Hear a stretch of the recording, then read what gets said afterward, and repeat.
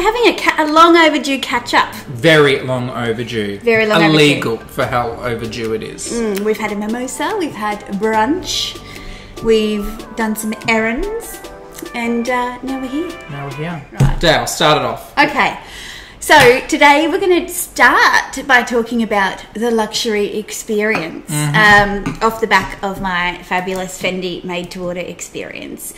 I was reminded personally, but also in the comments of that video, about what a luxury experience is like. Yeah.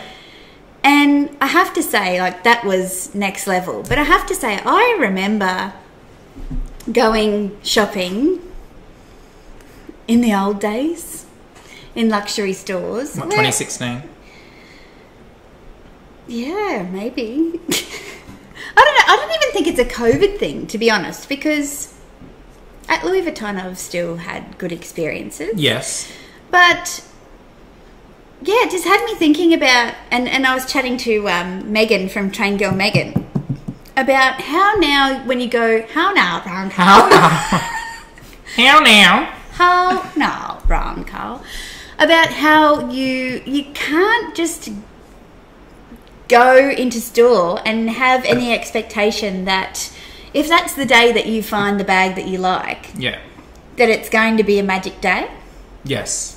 Because you don't necessarily have an appointment. You might have to queue for a long time. You get in and it's kind of rushed. Like, I mean, I'm probably talking about Chanel specifically. Off the back of being at the 22SS launch, it opened at 2 p.m. on the day. And like I got a text at 10 o'clock to say they were opening at 2 and they had shoes. Then I had to queue when I got there because I sent a text and said, hey, if I come on my lunch break, can I come straight in? Like, is that an appointment? And I give a time, which would be 2 o'clock, like right on open, or do I still need to queue and wait my turn? I didn't get a reply, so I thought, well, I'm not going to come on my lunch break. Yeah, waste it. That's right. And I queued for 40 minutes, like an hour after they opened. I'd already had contact with my SA. I didn't get any response back. I said, I'm in the line, nothing back. I went in. The person that served me said, what do you want? Like, what do you want to look at? And Do they literally say verbatim, what do you want? Yeah, what do you want to look at? And I was... First of all, manners. Yeah. Some decorum. I'm like, well... And it's so off-putting because it sets the tone for the visit then.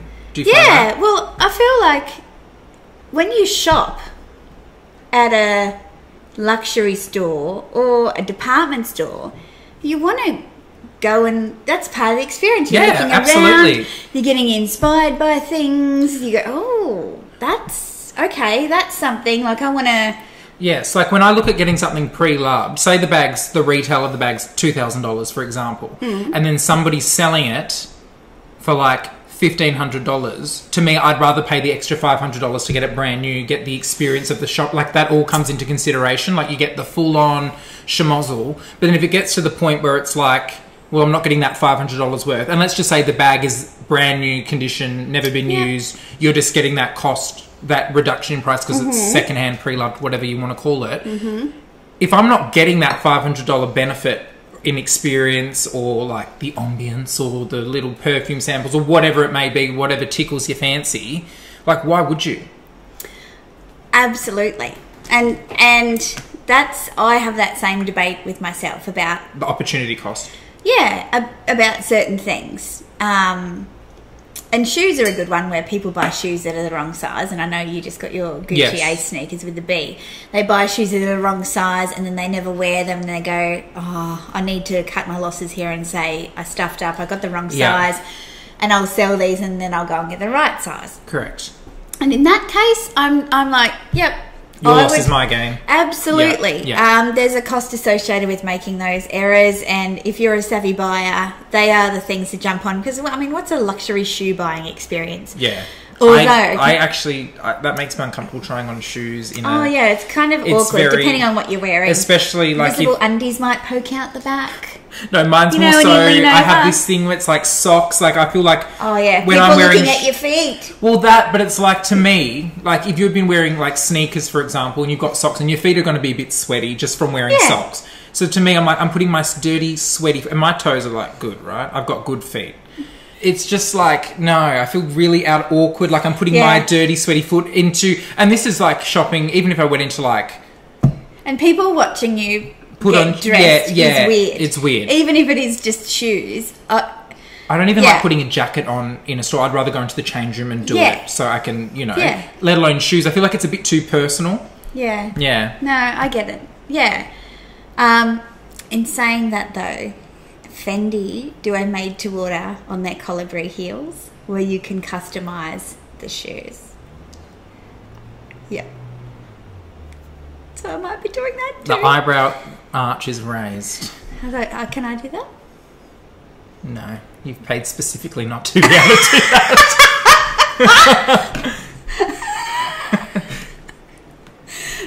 That's not true, Connor. Yeah. Look at that. Look at this. Mine's like McDonald's arches. Oh, that hurt. But yes, So yes. So, back to the luxury thing, right? You pay for the experience, but in my situation, it was really weird going into the store and saying, what do you want to look at? And I'm like, well, hold on a second. I don't know what I want to look at. You just had a new collection drop today. It's launching right now. What do you mean, what do I want to look at? Yes. Wouldn't the experience be, welcome to Chanel. We've had our new collection launch today. Let me show you some of the ready to wear. Let me show you the Chanel 22 bag that's just been launched. Yes. So before we start, is there anything specific you're in for? If not, let's have a look at a few things. Absolutely. I mean, it's not rocket science. And that should be like a given with luxury stuff. It would, but that's what it's like at Louis Vuitton. That's what it's like at Dior. That's what it's like at Fendi. What is with Chanel? And I know that we've talked about Chanel's service, and this is one person that I've not dealt with before. But I have to say it's been a fairly consistent experience to have an appointment, otherwise queue. For a long time, which is not how it used to be. You could just drop into the store. Yeah. And I think the rubbish around numbers and the restrictions of numbers, the stores never let a lot of people into them because they wanted to assign SAs to customers. You were never there was never a crowd in a store. And do you mean for COVID reasons they're using that card? Absolutely. It's got nothing to do with that. When I lived in Sydney, which was 2018, so BC, way before. You'd walk past Gucci and there'd be freaking heaps of people, and the Gucci store is huge in Sydney. It's huge, it's so I call BS. Yeah, it is, but the service is worse. You know, and when I say service, I'm saying the overall vibe. You know, drinks. Again, I was saying COVID, oh no, we can't do that. And I was like, yeah, but if I was looking at ready to wear, you'd let me sit down, take off my mask and have a glass of water, but not if I'm browsing at a handbag. Yeah. And a couple of friends of mine who I speak to who buy a lot of Chanel handbags, and I'm saying, more than 10 in a year, don't get offered the it bags of the season because they don't buy ready to wear. So they're not VIPs. So they don't make the commission items, basically. And it's not because they can't afford to buy ready to wear. Well, clearly not. It's because ready to wear is not made for them. So... Well, they just don't want it. I'm like, how can you be, such a loyal customer to a brand in terms of, and when I say loyalty, I mean you obviously appreciate the aesthetic of the brand and you buy regularly. Yes, yeah. And you buy from the boutique and you have a exclusive relationship with a sales associate and then they turn around and say, oh look, that heart bag that you wanted, Yeah, that's going to be offered to our ready-to-wear clients first. Even though they might not have bought anything. Yeah, yeah. You know, like a ready-to-wear piece might be $5,000 to $10,000. One bag is $10,000. Yes, yeah. So how do you determine who your VIPs are? And I think that kind of connects to the video that Viv tagged me to do, that I was talking to you about how Smokey Glow did a video about the bizarre world of the Birkin, and, you know, she was talking about, and she raised some points. She said, you know, Hermes, they know who they want their customer to be, and so they tailor the whole experience to that particular type of person. Yeah.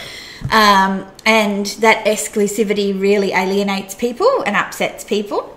And I feel like Chanel are doing that as well. But I don't think they're doing it with the rationale that Hermes has. Their intentions are unclear. Yeah, well, to me, it doesn't appear that there is a strategy. Yeah, they're just freeballing it every day. Like, they don't know. Yes, I agree. Yeah, there's no uniformity. Because there's no rhyme, rule, or reason. They're just kind of doing what they want to do.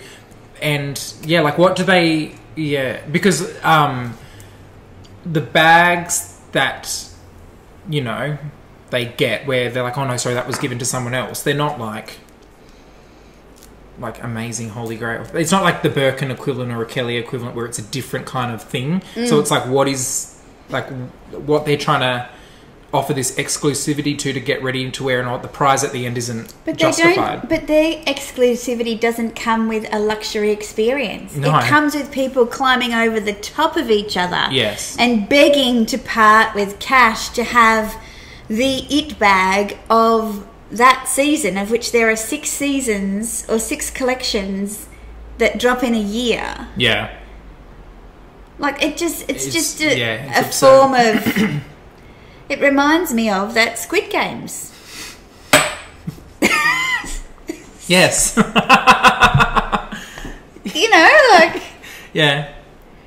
Yeah. Insanity. And I know that people did talk about that in terms of luxury, because they are quite similar contexts. Like, it's like a Kool-Aid thing. And I actually think it's gotten to a point for me anyway where I feel sorry for people that are so hooked up in that culture of buy to try and get something exclusive like that. Yeah.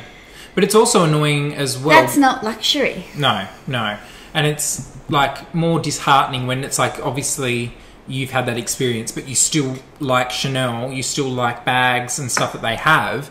And it's like, I want to go in and get the things that I want to get and buy it and enjoy it, but it's like, that's put such a damp on the experience that it almost hinders your appetite for Chanel bags. But it's like, you know, it's like when you love eating a certain thing at a restaurant and then you get food poisoning from it. You're like, but I still want to eat it, but I just can't do it because of, like, once bitten, twice shy. I remember, you know, so it's like, I want to be able to do this and enjoy it, but it's like, you guys made that very difficult. Yeah. So it's like that. And that's why people, I think, especially on YouTube, they do the big, you know, I'm never shopping here and blah, blah, blah, blah. And when I did like my Hermes cease and desist thing, I clearly pointed out that it is not stopping me from ever going in there and getting the things that I do want, but it has really deterred me from having that kind of SA relationship and having that overall kind of, like, when I go in, I'm in and out. I'm like, whoever's near me, serve me, this is what I want, see you later. I don't... It's like dropping into Woolies and picking up your milk. Versus, you know, like, do you have it? Do you have this size? Yeah. Thanks, I'll take it, put it on my profile. Yes. And it's not like go in, be courted, be shown things that you might not have considered. If they offered me champagne, I'd be like, look, sorry, no, I'm just here to get this and I'm out. Like, I don't want the whole frills and everything because of obviously what I mentioned in that video. So I'm not like, you know, end all be all whatever, doomsday for Hermes, but yeah. So I don't, like, I think people do get caught up in the whole, like, you can say like, I like shopping here, but I don't want to, like, I don't. Or I like your products, but I don't like shopping here. Yes, yes, exactly. Like, you can have that in between, but it's just disappointing when it's such an expense, and you know, it's expensive. Like, I think we've lost track of you're buying such an expensive thing. So you kind of want all of that. Yeah. Yeah, well, even talking about buying cars. So the other day I was talking to a friend of mine, and she's buying her first kind of luxury car. And it's a Lexus. And I said, oh, that's so exciting. Congratulations. You know, what colour did you get? And and I said, oh, pickup day will be so fun, you know, they'll have a big red bow. And she said, oh, I'm not sure they do that because we've gone through our local dealership. And I said, what do you mean? She said, oh, I don't think, like, it's a big deal for them. Like, when I went through the order process with them, and she was clearly excited about it. But was downplaying it almost because they were like, oh, no, I wouldn't go for that colour. I'd go for white. And she's like, but I want this colour. Like, I love this colour. And she just wasn't getting that luxury experience. Very automated, yeah. And I said to her, this is your first luxury car. Yeah. If that means that your first trip is driving from Brisbane for 6 or 7 hours to get home, what an adventure that would be. Yeah. Like, seriously consider getting the car it all adds somewhere to it. where you get the whole experience. It's a big life thing for her, and they're minimising it. So I don't think it's just in luxury goods. No. I think the more regular it is, or the more commonplace it is for people to purchase things that were once upon a time considered only for the affluent or the uber rich. The uber rich, and now, you know, being sought after by the regular people. Well, maybe they're getting less bang for their buck. They're not getting the treatment that goes with it. But maybe that's probably why, and I'm not justifying poor service, but maybe that's why Chanel and those things have become so automated and like, what do you want, blah blah blah, because the demand and the customer and clientele and all that has exceeded what they've previously been used to in such a small amount of time. It hasn't, you know, increased periodically. It's gone from like 0 to 100. Maybe that's why they have such a in and out approach, because them either obviously with more customers comes more time wasters, so maybe they're trying to scan out the time wasters, or B, they just don't have time to offer the service that they once used to, which isn't an excuse. I don't, like, if anyone's spending money in a boutique, like in a luxury boutique, there should be a benchmark of service and experience that is offered regardless of what they buy and what not. But maybe that's just like, we live in a world of should, not could. So could, not should. Do you think that, while you were saying that, it occurred to me that Chanel are one of the only ones that don't have an e-commerce site. So you have the opportunity as a lay person, like someone who is looking and trying to learn and get informed, and a luxury purchase is going to be a big deal for you. Yeah. With other stores, you've got the opportunity to do research, to see the prices, to see the entire colour range and product range, to maybe even save yourself the embarrassment or intimidation of going into store by buying online and getting it all beautifully wrapped, and having the cooling off period where you can send it back if you don't like it, can't justify the price now that you see it in person. Yeah. Or say, actually, I'm going to send it back, it's going to cost me nothing, and now I'm ready to go into store. Yes. And have a store experience, and Chanel don't give you that. No. So Chanel have kind of created that problem for themselves. 100%. Because people aren't really informed unless you're on all the forums and following all the influencers and all the insiders and the runways and any leaks of, you know, drops and things. How are you to know? Exactly. And at the end of the day, like, especially being in Australia, you can read every forum under the sun, you can be on every Facebook group, but you never, like, very rarely are you going to find the exact thing you want in Aussie dollars. You know, like, you're converting from America and then they've got a tax on this, or Europe and theirs is 20% cheaper, and then there's, like, it's so hard for us especially to kind of get a good price guide. So with Chanel not putting all of those variables of, like, the bags and stuff on their website, or having an e-commerce store, how are you supposed to educate yourself? And you think about the regular person, right? So somebody that I'm talking to on Instagram at the moment lives locally, in her 30s, I think, wants to buy her first Chanel bag. Now, she has found me through Instagram and watches my YouTube, and I'm sure some other ones, wants to buy a small Chanel Classic flap or a mini rectangular, and is just waiting on the stores to get them. And the stores are saying, well, good luck. Yeah. And she's like, well, how do I get one? Like, I can't see them online, even if they've got them. Then there's all these price increases that I'm seeing. I don't have they don't know about all of these underground things. And you go, why should it be so hard for somebody who has looked at a bag that's been around since 1950 freaking 5 to say, that bag is a goal for me in my life because I've always known of the Chanel Classic flap, you know, and I'm at a point in my life where I want to spend the money on that. And I don't know how to buy it. This is what I said in that other video. Having the money is not the problem. That is having the money is like step 5. But it's horrible. It's horrible. It's you think you get all dressed up and you're like, today's the day. I'm going to Chanel to buy their classic bag. The bag that they should always have in stock. It's their foundation classic bag. And you go in and they say, please queue here. And then you wait 40 minutes. What do you want? And in that 40 minutes, you're going, oh, this is exciting. And then maybe you're like, how much longer is it going to take? Yeah. And it's finally your turn. And you walk in and the sales associate says, what would you like to see? And you say, oh, well, today's a very important day for me. It's a milestone birthday. Yeah. I want to buy a Chanel Classic flap. And I'm not really sure on the size, but I'm wondering if you can show me some options. And you scoffed at, yeah. Who do you think you are? Yeah. No, we don't have any classic flaps in stock. Oh, okay. Do you know when you might be getting any? No, we don't.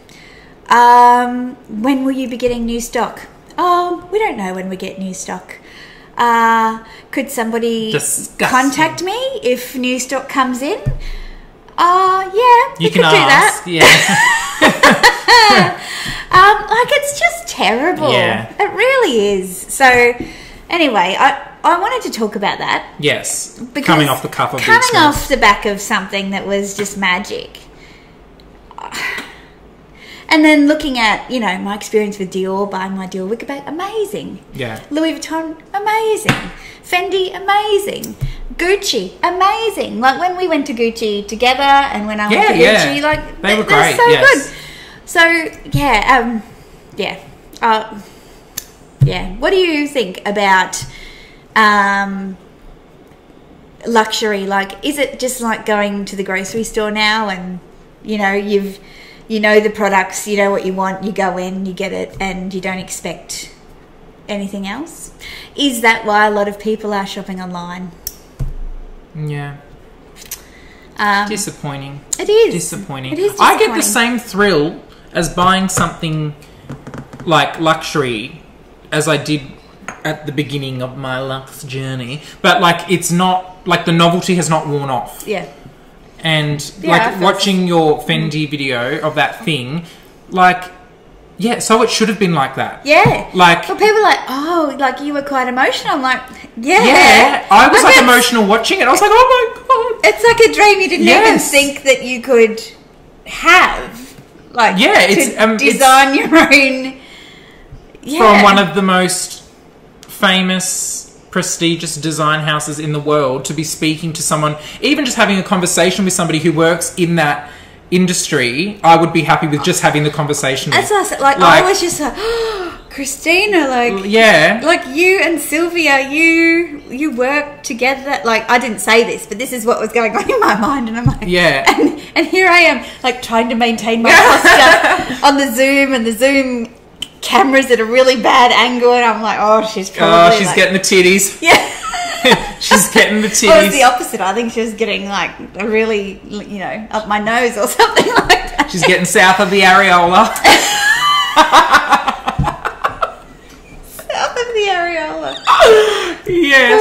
Oh, but, like, I mean, look, to be honest, I'd be happy, like, just doing that experience and not designing a bag, but seeing how they design bags. Yes. Like, I would have paid to do something like that. To see it. Yeah. Like, So that's how the expectations of luxury experiences are very low at the moment. But like that experience that you got is just like epic.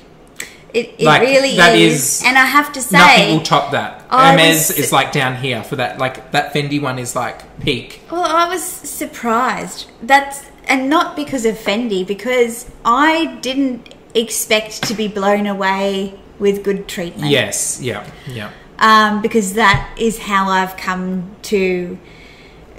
That it's sadly, and I'm sure many of you have had the same experience, I've come to a point where I feel like I've got to work just as hard most of the time to make the experience a positive one. Yeah. Which is what I put into the relationship, the mood that I come into the store with, what I put up with. If someone's rude to me, and when I say rude, like this sales associate I had at Chanel the other day,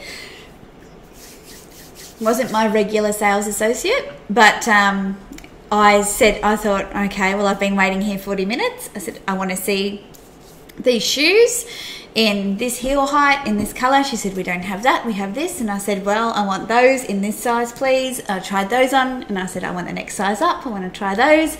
She said, we don't have them. I said, when are you getting some more? She said, I don't know. And I said, right, thanks, bye. And I left. Yeah. That was no different to how I would go into any shoe store, when you're not going to be paying $1,800 for a pair of shoes. Yes. I would have had exactly the same exchange, but it would have been much more friendly. I wouldn't have been rushed. You wouldn't have been waiting 40 minutes to get in. I wouldn't have been waiting 40 minutes to get in. Exactly. And they probably would have offered you water. They probably would have. Yes, no. I'm a bit more sensitive. Like if I go somewhere and I just don't get like a reciprocation of energy, or if I get like this person does not want to be doing this, or if I get just bad anything, I'm just like, oh, I can't be bothered. Like I'm not. This is dampening anything. Well, maybe that's how we segue out of this topic is, so how do you deal, and I've been asked a few times, and I've done videos on how to create relationships with your sales associates and whatever. But what happens when you don't have a relationship with the store and you get the next available person, and you and that person, like you're not feeling like it's easy. Yeah. You're feeling like, you're not shopping. You're negotiating. You're negotiating. Yes, yeah. Well, the best experiences I've had with shopping, let's use LV because that's probably the store I've shopped the most in. I've always had the best experiences when I've just walked in off the cuff and whoever's come to me has been just best. Yeah. Like your SA, she never got back to me, like still to this day has not got back to me. I messaged her about something and then she never responded. You should have told me. I messaged her again, like, because I thought maybe she might have had COVID or she was sick, because they did say, she's not in, blah, blah. And I was like, okay. So I messaged her again about something else. Still no response, nothing. So I was just like... Really? And I was like, I didn't even seek you out. I was with you when we were shopping. And she was like, oh, I'll help you, blah, blah, blah, blah, blah. Who looks after you, Connor? Who looks after you? Yeah, remember that story when I thought she was talking about my sugar daddy that I don't have? And I was just like, why am I... I'm happy going and getting any Tom, Dick and Harry. Me. I would have sent her... I told you when it first happened, but I was like, I'll just give her a few days. Because she had the COVID. Yes, yeah. But then still nada zilch. So then I was just like, okay. But I have Louis Vuitton essays on my personal Instagram who I just follow, who it's not even like, you know how some Louis Vuitton essays have like an Instagram thing for that? These are just their personal accounts. I just message them and I'm like, hey, sorry if you're not at work, but do you have this in stock? They're like, yeah, let me check when I'm at work tomorrow. And they always get back to me. Yeah. And I think... So I'm happy... Isn't that interesting? Because I've hooked... maybe it's because I personally... Like, I'm contacting them on their personal account. There's more accountability. True. True. But like, so I've always had... Well, that's another thing. Why have a work phone if you're not going to answer it? That's what they're designed to answer. Oh my God. Like, not that I've never called an essay, but texting. I have 5 days to reply to a text. And it's like you're not getting... Even if you're on days off, you should have an auto response or something to say... I agree. I won't be turning to boutique until blah. And then, okay, A, I'm not going to follow you up because you're on your days off. B, that means I contact someone else that I know, or I go into store and I follow it up. Yeah. Or I wait till you go back to work. Like, it's no problem. But silence, when that's your main method of communication, it's not okay. Yeah, like we're water signs. That rejection hurts us. Yes. But like, can essays watch this video so they can like get some tips, because your current like strategies is not working. Well, it's obviously working because they make lots of money, but we're not happy about it. So watch this video, share it with all your little essay friends. Yeah. Your little buttery smooth friends. Your buttery smooth friends. Like, I'm over it. Well, I have to say, 90% of my interactions are positive. And I do feel that is because I do put a lot into those relationships as well. Like, not that I'm talking to people every day, but when we see each other, it's a relationship, right? I don't just go, get me that. Like, I'm not one of those kind of shoppers at all. And I never would be. But I've had a situation once, and it was early days Louis Vuitton. Circa. Early days, and it was a young female, and she and I, what was I looking for?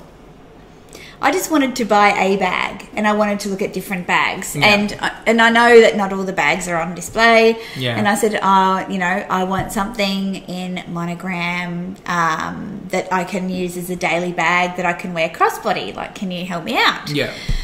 And so you went reaching she for would the go stars. to the drawers and just be like, and I'd be like, oh no. No, as I said, I didn't want crossbody. I didn't want a camera bag style. Like, I wanted like an everyday. Yeah. So I was pretty, like, I gave, some specifics. You went up, and she would go, and I said to her, it seems to me that there's something else on your mind at the moment.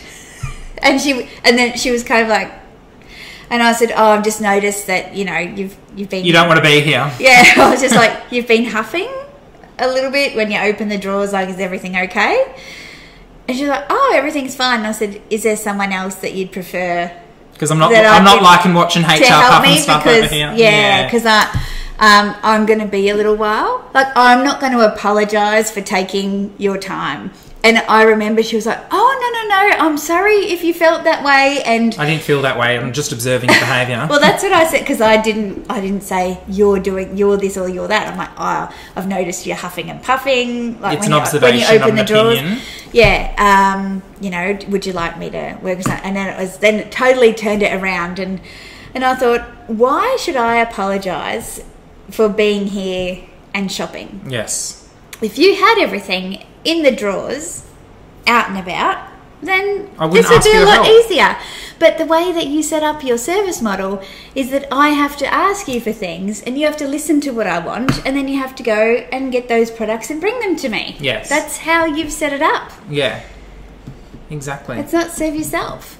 If you've liked this video and you've got some contributions to make about the luxury experience, including experiences, or good and bad, with your customer service, or if you have like any tips on how you've streamlined it so you're never disappointed, like maybe you're like I don't know what's going on there. Yeah. Like, if you've gone, my expectations are always this and they're always met because I go in and this is what I do, this is what I don't. Have you changed your expectations? Yes. Have you changed the whole thing so then you're always, if you're getting subpar service, that's your expectation, and then anything above and beyond is above and beyond.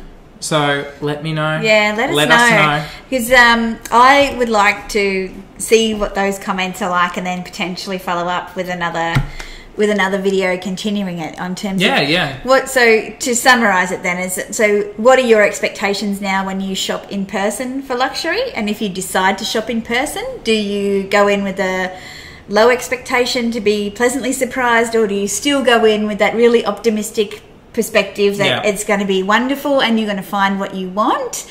Or do you try and avoid that and shop online so that you're guaranteed to have a consistent... Yes, yeah. Well, as much as you Moderately, can be. yeah. Consistent experience with the opportunity to try the Yes. items. Yeah. We're going to have to go full undercover mode and go to like a series of boutiques and rate them all on the experiences we get and then do a video on that and then compare them and be like, this we got this we didn't get this. Checklist. Yes. And we'll be like, we weren't offered this, you know, and then we can correlate everything and then find the discrepancies and then we can find the ultimate shopping champion store. We're going to do like friendly greeting. We'll have a matrix like that on the scale to 1 to 10. Okay, if you've got some ideas about what should be on We'll do our that. customer service matrix, please let us know because we might organise an excursion. Yes, an excursion. And a little vloggy vlog. Not that we'll be able to film in store. We won't, yeah. We probably, Actually, should that be on the matrix? Yes. Allowed to film in store. they should know who we are. I We're can- Brisbane's elite. Yes. I'm joking, we're not. But yes. Speak for yourself. Yeah. All right, Mrs. 6,000 subscribers. Famous. 6,141. Girl. There's like a population of 10,000 in Brisbane. So you're, 60% of the way. Yeah, well. But yes, Yeah. that's a good idea. See, I do come up with some good things You every do. now and then. It takes so It takes, long. it takes a Honestly. while, Yeah. but yes. But thank you for watching. Thanks for watching. If you've liked this video, please give it a thumbs up. Consider subscribing to both Dayles Addiction and The Closet Dash by Connor. New channel name. New channel name. That one up. And yeah, leave us some comments about your expectations and also what we should put in that customer service matrix. Thank you very much. Thank you. Ciao. See ya.